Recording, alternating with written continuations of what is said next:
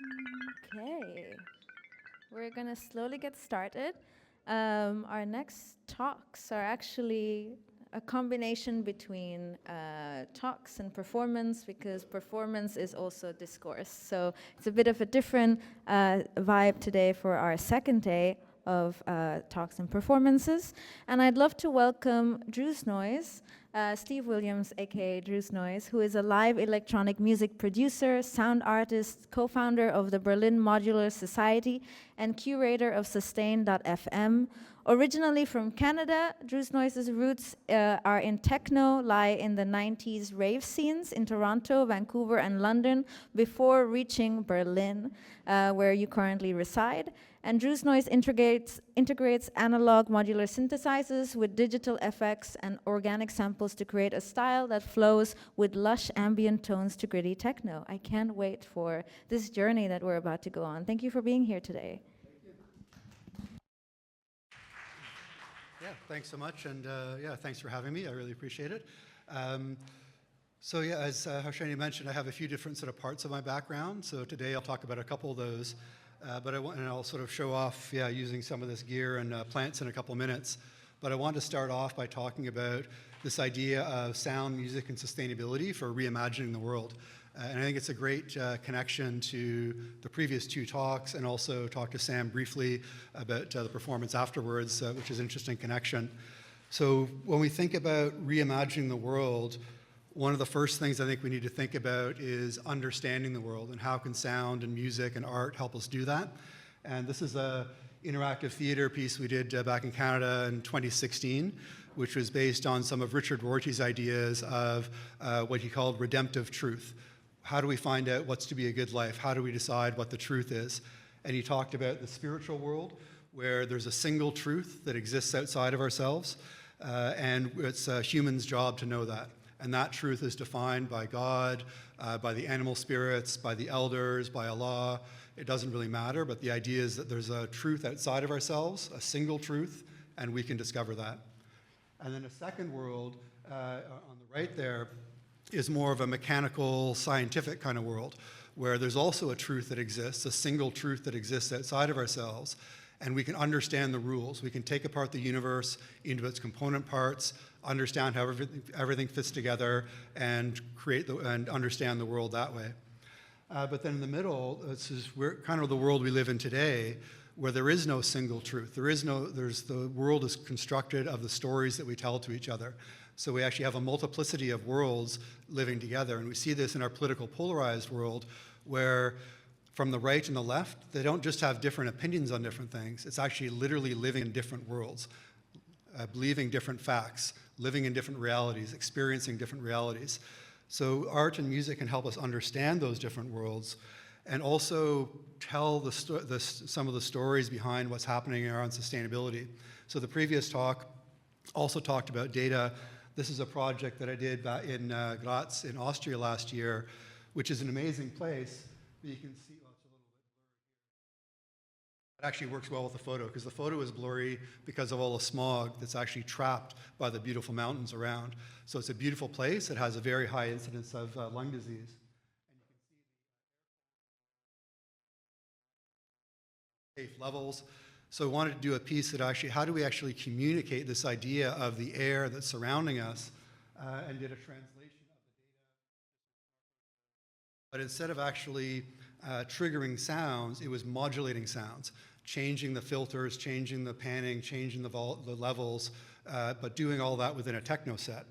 So just to give you a quick preview of what that sounded like.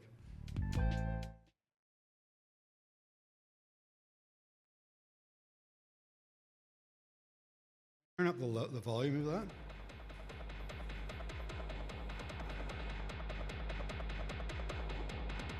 With this one here, those cables that you can see, those are connected to the computer that's playing back that MIDI data, so it's actually changing all of the sounds, which is kind of different than actually just having data trigger different sounds. I wanted to get across this idea of we're surrounded by the air, but unless the air is really, really bad, we don't actually notice the quality of the air. So one way to kind of tell that story in a different way.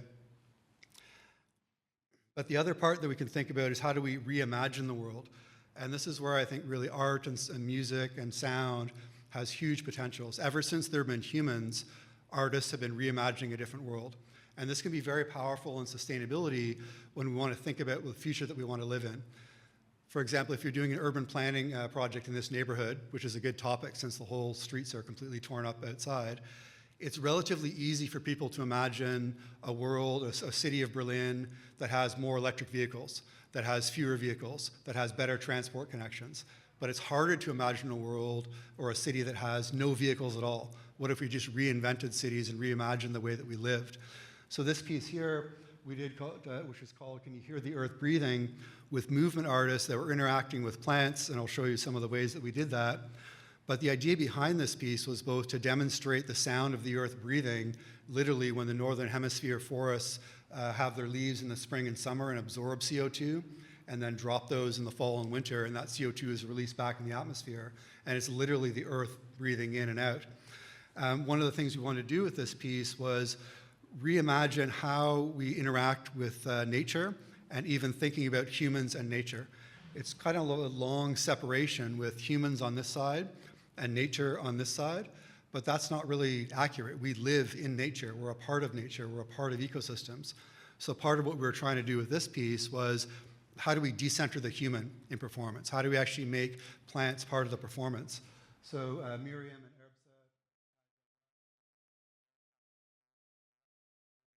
Arab their bodies were moving in response to the sounds the plants were making, but they were also interacting and moving the plants around. So it ended up being this sort of the interactive piece where their bodies and the plants were making the sounds, and their bodies were reacting to the sounds, and I was reacting to what they were doing and moving. So the plants were not just an ornamentation, but actually part of the performance. And we can also see this in doing in community. So a bit of a, let me just play you this to give an example of what Joost band are doing here. We'll see what the volume sounds like for this one.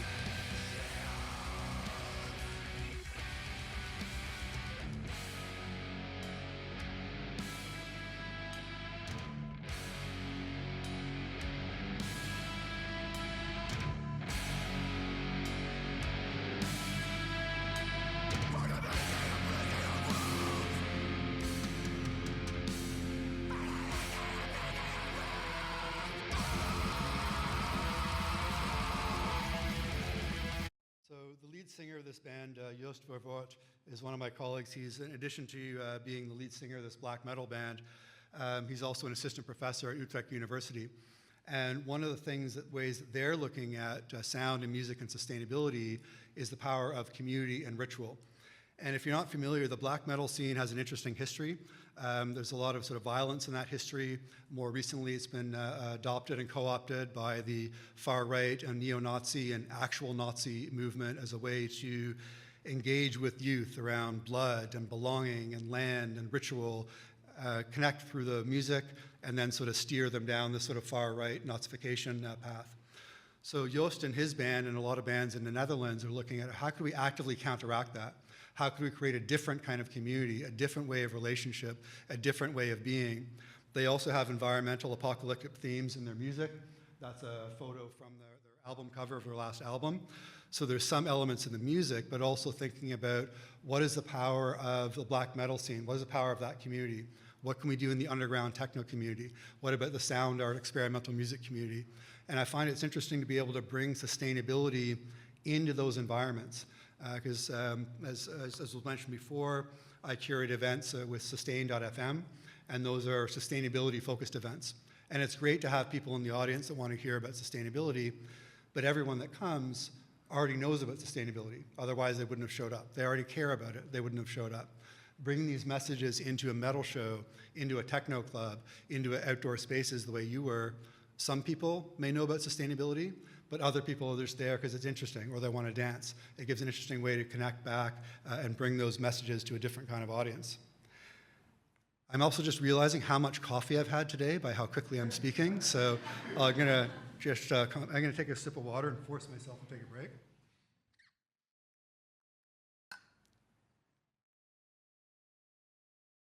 So the other element that we can look at is thinking about transforming the world. And again, this is where art in general, but specifically sound and music, can play a powerful role. And I put these images up. This is actually amazing. Someone in the audience when I was performing in Trondheim, Norway, and this is what they did while I was performing. So this is their visual documentation of my audio performance. And I just wanted to show this as an example of the power of metaphor and being able to engage with people in a different way of thinking about the world. How can we actually engage through sound and music to not just reimagine a different world, but actually change it into something else? An example of that, this is a project I'm working on right now in Gothenburg, Sweden, called Future Soundscapes. So this over here, that's the Lindholmen neighborhood, as it was back in the early 20th century. And Gothenburg was a huge hub for shipbuilding, building cargo ships, a big cargo port. And in the 1980s, all of that industry started to disappear.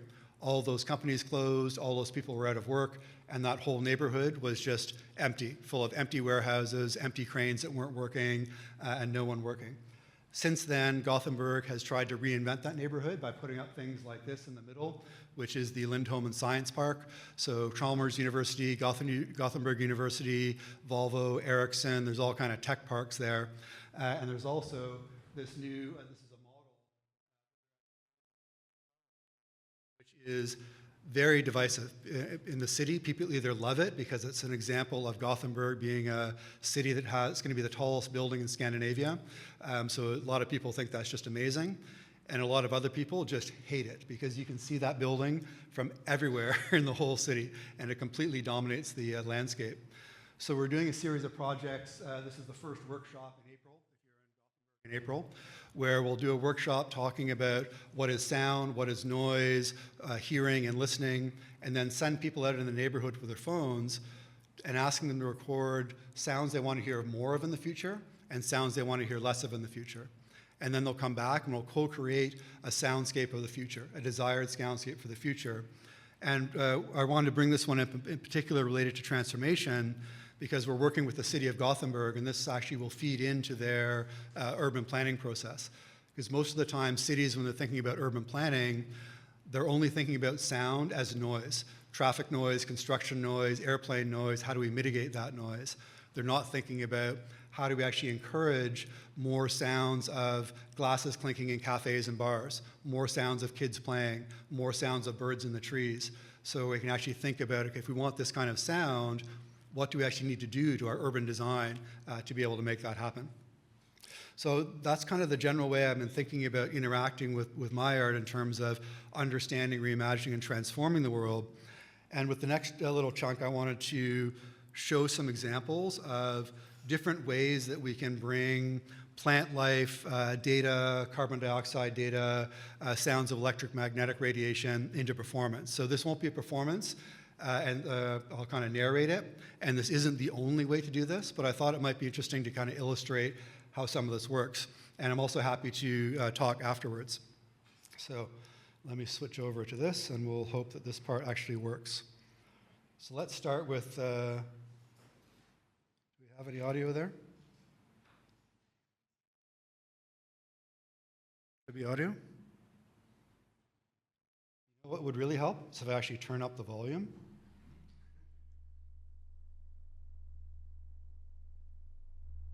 So what we have here is a little synthesizer made by a company in Amsterdam called Air Instruments. If any of you are into weird sound, definitely check them out. But the interesting thing about this is it's got different connectors. So that sound is the way it sounds just by default. But if we take one of these cables, literally plug it into the ground of this plant and ground that circuit. We can take another cable like this.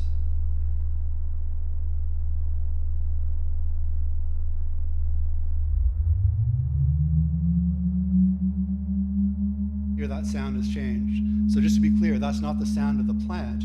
What we're doing is we're actually making the plant part of the circuit of the synthesizer. So the resistance is that the plant leaves and the soil is changing the kind of sound that we hear.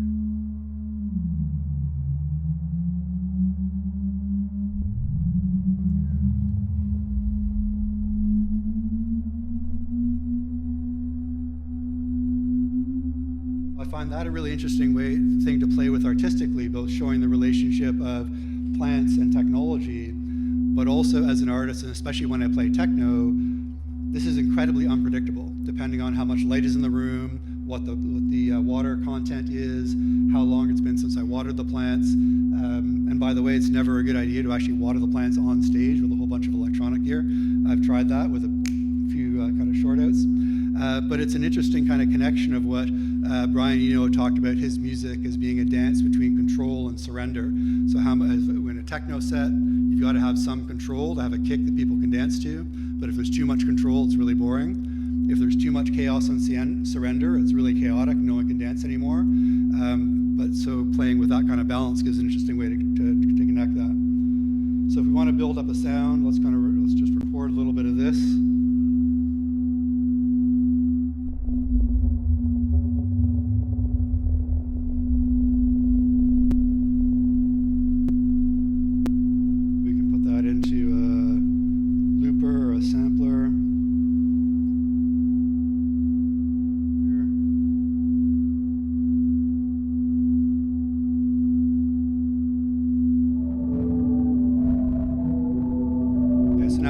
That sound is a bit of a background. But the other way we can play with plants is using the resistance in the plants. So with these pads here, these are actually made for really for physical therapy. So you can put them on skin so it measures the electrical resistance going in your muscles. So if we put them on this plant,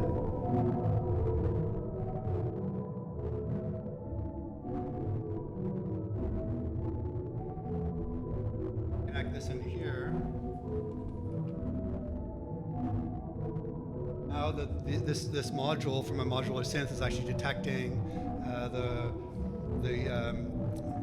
electrical signals running through the plant leaves and then converting that into pitch and volt into pitch and gain.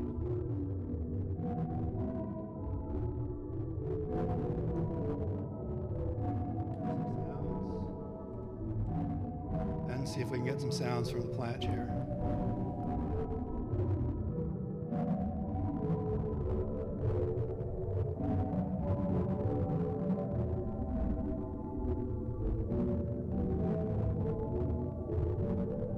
Let me just turn down our loop so we can hear that a little bit better.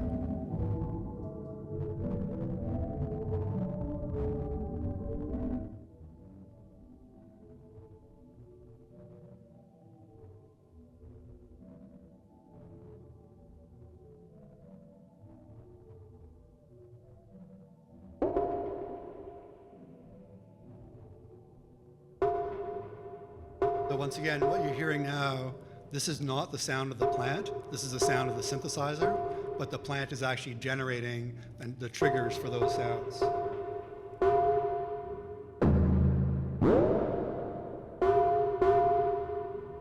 can also use that to modulate and change the sounds.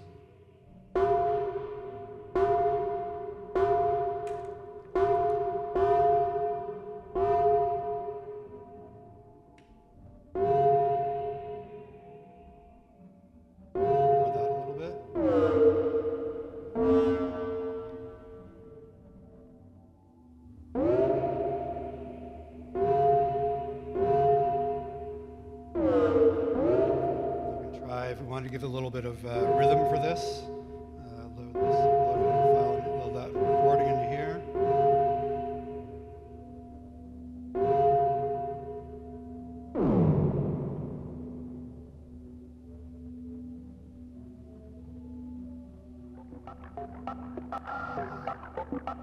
So now we've got some rhythm that's being made by that same plant. And the other thing that we can try is actually looking at some of the data set again. So what we see here, this is actually CO2 concentration data from since 1958 when it was recorded at Mauna Loa Observatory. We've also got, this is the last 2,000 years. So nice big spike up at the end there. We can also see the last 10,000 years.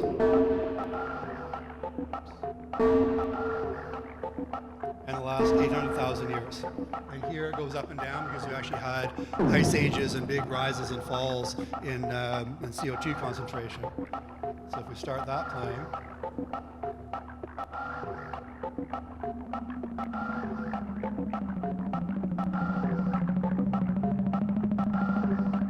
so this is the sound of the CO2 data that's been translated into sound and playing that synth. And it'd be nice, maybe we have some kick drum.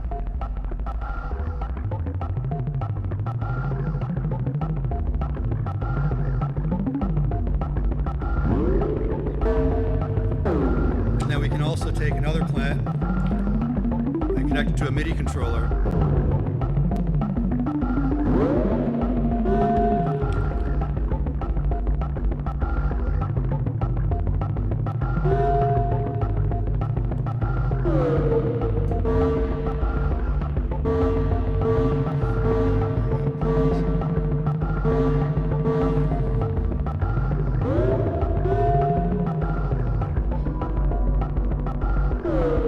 So now again, this is not the sound of the plant, but the plant, when I connect this, is actually connecting and playing the different synthesizer sounds.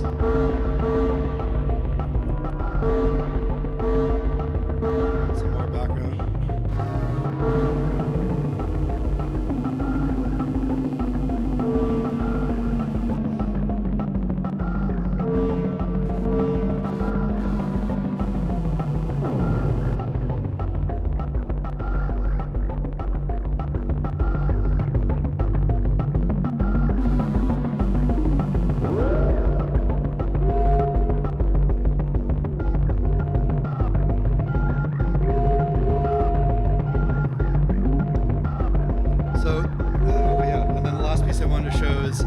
In addition to the plant life we have around us, we have this electromagnetic radiation around us. So this.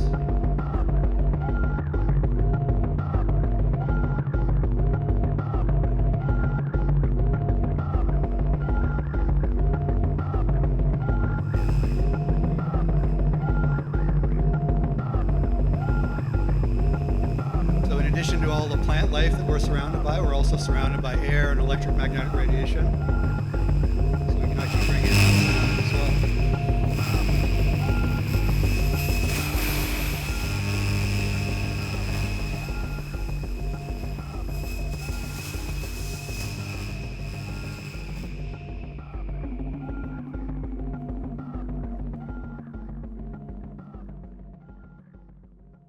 So anyhow, I want to give you an idea of different ways that we can engage with plants. I know there's going to be a performance afterwards that talks about different ways of doing that.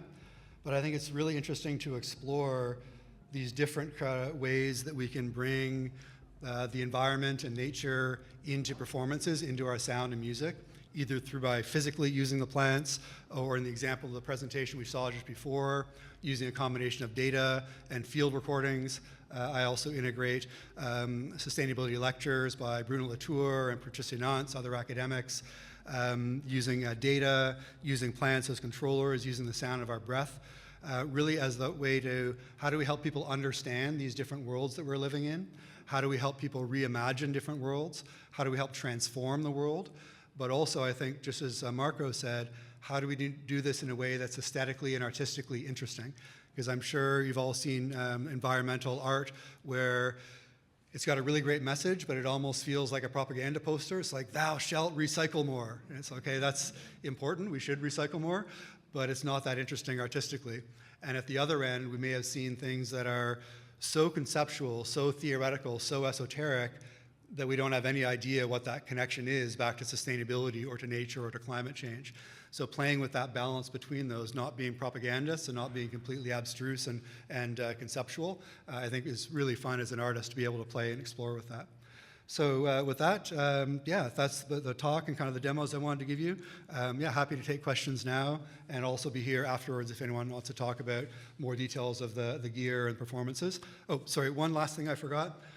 Definitely check out sustain.fm. We run events every few months with performances and workshops on different musical and sustainability techniques. also an online radio show with interviews highlighting artists' work that are working in this area with their recordings. So definitely chat with me if you want to listen to that or maybe even be interviewed on that. And also send me a note. I mentioned that project in Gothenburg around future soundscapes. I'm going to do a small sort of pilot version of that workshop in March in Berlin.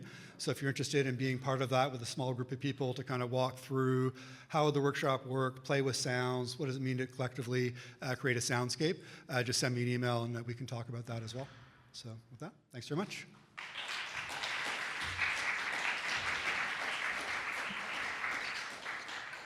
Wow, thank you so much. I'm a little bit at a loss for words, but I thank you so much for bringing this topic. Part of, you came in through our open call, and I'm so glad you did, and actually also our next performer did as well. And part of the curation is also to see, okay, like what are the conversations that people want to have, right? So there were a lot of works that dealt with sustainability and climate change and this kind of connection with the environment. So we also planned this day around that. So thank you for leading this conversation. Are there any questions in the audience?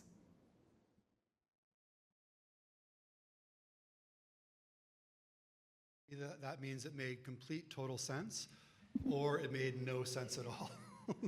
Hopefully somewhere in the middle. I will field the first question then, which is actually if you could tell us more about Sustain FM. You did in the last minute, but if you want to take more time to do so. Sure. So the idea behind that was to look at different ways of engaging artists in sustainability, where there's already a lot of great people doing work. There's, for example, Clubtopia in Berlin that works with venues to reduce their energy usage. There's groups like Bye Bye Plastic Foundation that work with clubs and venues to get rid of single-use plastic and in festivals reduce their waste. There's groups like Music Declares Emergency, DJs for Climate Action that are talking about artists to be able to communicate and talk about sustainability. But I saw there wasn't actually much for artists that want to engage more deeply in sustainability but don't necessarily know the techniques to doing that. So the idea with Sustain.fm, we do workshops on data sonification. So how do you actually translate climate data or some of the data that Marco was showing into sound? How do you actually do that? How do you do field recordings, record the sounds of plants and water and the ocean, the air, bring that into your performances? How do you recycle and repurpose trash or old toys and turn those into instruments? So we do workshops on soldering and DIY and those kind of things. And we've also looked at how do we reduce the barriers to entry for some of these kind of things, because not everyone has the cash to buy this gear. So we've done workshops on what can you do with free and open source tools, because you don't need to spend €1,000 on Ableton and €5,000 on modular stuff. You can do a lot just with free and open source tools if you just got a tablet or a laptop. So that was the idea behind that. And then the radio show with RBL Radio is really to highlight what people are doing. Because once again, I'd seen there's tons of stuff on YouTube with synthesizer performer interviews talking about their gear and lots of performance stuff, but not much actually talking about how are people really thinking about sound, music, and sustainability. And the last one was with Veronica Mota. She's based here in Berlin. And a lot of her work is about power and politics and gender and feminism based on the works of Donna Haraway and Octavia Butler, and listening to her talk about the way that political nature comes into her work is just an amazing thing because when people think about sustainability, they often think about recycling, driving, flying, climate change, and of course that's important. But justice, power, politics, environmental justice, who gets a voice in transition, that's just as important as the CO2 emissions. So, yeah. Wonderful, totally. Yes, a very eager hand raise.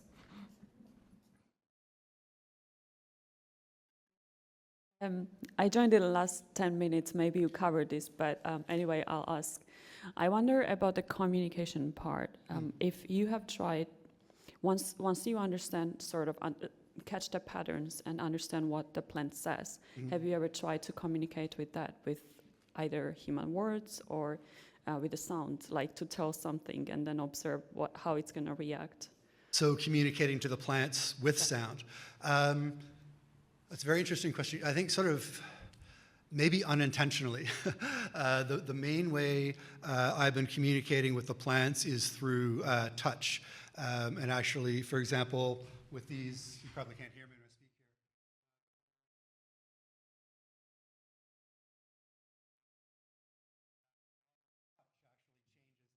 here. Sounds that are being produced. I think the plants do respond to the music and the vibration, just kind of being in the space. I think the other way that I've kind of communicated is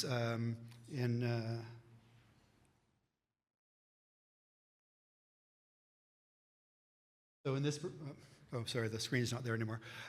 In the performance where we had Erbse, oh yeah, so here. So they were basically harmonizing with the plants. So when the plants were making sounds, they were harmonizing with the notes that were being played and also touching the plants.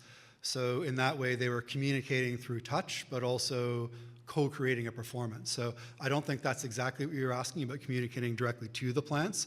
But we've been very interested in what does it mean to be in conversation with plants, which also is part of my sustainability work. If we think about justice and inclusivity and diversity, we can work on that in a room like this, thinking about who's in the room, but how do we actually represent the voices of non-humans that can't just show up and pick up a microphone? How do we represent voices of future generations that won't be born for another 100 years from now? So I think playing with these idea of conversation with other living beings gives at least an entry point into thinking about how we would go about doing that. So, yeah. Thank you. And I know you're sticking around today, so maybe there's an opportunity for more intimate conversations. I want to thank you so much, drusnoise, for being here and giving us that demonstration. Can we give a round of applause? Thank you. Thank you.